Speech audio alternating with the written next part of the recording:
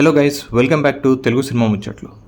OTT platforms వచ్చాక థియేటర్లోనే కాదు every week ఓటీటీలో కూడా ఏదో ఒక కొత్త మూవీ రిలీజ్ అవుతూనే ఉంది. అలా ఈ వీక్ తెలుగులో రిలీజ్ అయిన కొత్త movie SIT special investigation team. ఈ సినిమా ఎలాంటి అప్డేట్ లేకుండానే సడన్గా జీ5లో స్ట్రీమింగ్కి వచ్చేసింది.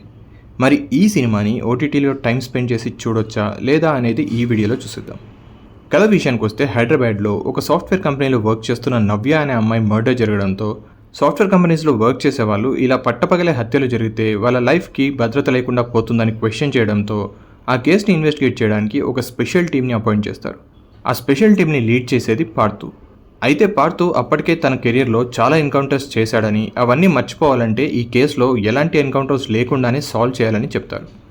మరి కేసు ఇన్వెస్టిగేషన్ స్టార్ట్ చేసిన పార్థుకి ఎలాంటి నిజాలు తెలిసాయి, ఈ ఇన్వెస్టిగేషన్ ప్రాసెస్లో పార్థు టీంకి ఎదురైన కొన్ని అన్ఎక్స్పెక్టెడ్ సిచ్యువేషన్స్ ఏంటి, నవ్యాని చంపింది ఎవరు, దాని వెనుక ఉన్న రీజన్ ఏంటి అనేది మిగతా కథ. థ్రిల్లర్ జోనర్ అనేది ఎప్పటికీ ఒక ఇంట్రెస్టింగ్ జోనర్.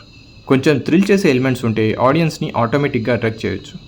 బట్ ఒకసారి ఆడియన్స్ అటెన్షన్ని గ్రాప్ చేశాక అదే ఫ్లో కంటిన్యూ చేయకపోతే సినిమాను పూర్తిగా చూడడం కష్టమైపోతుంది.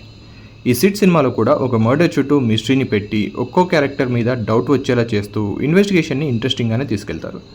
బట్ అంత హై ప్రొఫైల్ కేసుని ఇన్వెస్టిగేట్ చేస్తున్న టీమ్ సెటప్ కానీ వాళ్ళు ఇన్వెస్టిగేట్ చేసే విధానం కానీ అస్సలు రియలిస్టిక్గా అనిపించవు.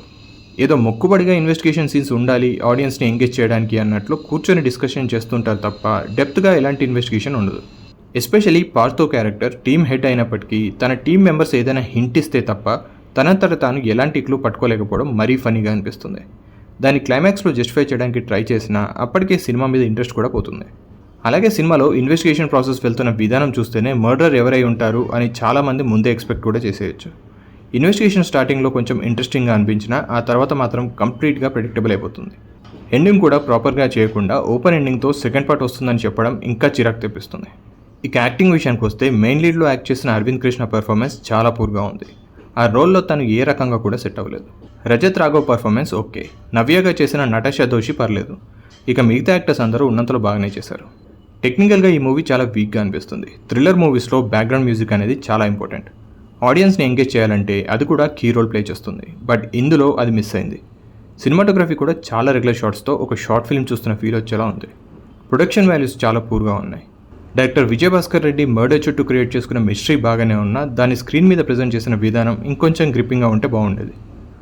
ఓవరాల్గా సిట్ ఒక నార్మల్ ఇన్వెస్టిగేషన్ థ్రిల్లర్ మూవీస్ని బాగా ఇష్టపడే వాళ్ళు, ఇన్వెస్టిగేషన్ సీన్స్ అంటే ఇంట్రెస్ట్ ఉంటే ఈ సినిమాని ఒకసారి ట్రై చేయొచ్చు.